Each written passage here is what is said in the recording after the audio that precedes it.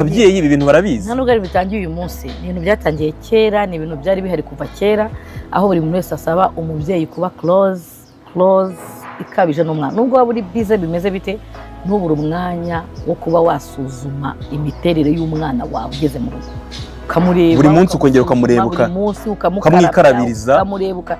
Ibyo ngibyo utabihaye umwanya niho usanga byarabaze gufata indi ntera. Iyo uri close n'umwana wawe nubwo afite imyaka 3, icyo wamukorera cyose arakikubwira, kuko nicyo kintu waramutoje. Icyo wamukorera cyose arakikubwira, kuko warabimubwiye iti uzabigenze gutya, n'utabigenza gutya bizabira.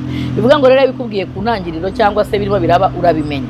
Ariko nuba bize cyane ukavuga uti uriya muntu umurera ndamwizera, ari kumwe na nyina wawe mu rugo ndamwizera, ari kumwe na se wawe, ari kumwe na nyirarume mu rugo ndamwizera, niyo maherezo. Bivuga ngo ibyo wakora byose teganya umwanya wo kuvuga ngo ndamureba guhera kuno nzamure, urebe no muri mu busabwe bwose umurebe, ujye ukontorore byose, ukontorore amasilipe bambara, ukontorore utuntu twose. Ikintu cya mbere ugomba gukora, umuryango wawe ukandagiye mu rugo rwawe, abarimo bose ugomba kubaragiza Imana, ugomba gusenga ukabamaganira shetani, kuko nicyo cyonyine kizarokora iyo satani iri mu ngo. Ku buryo niyo ndi safari Imana yarakoze ituzanira icyo bita tekinolojiya, ntibishoboka ko ishobora kuryama ntakoze video call.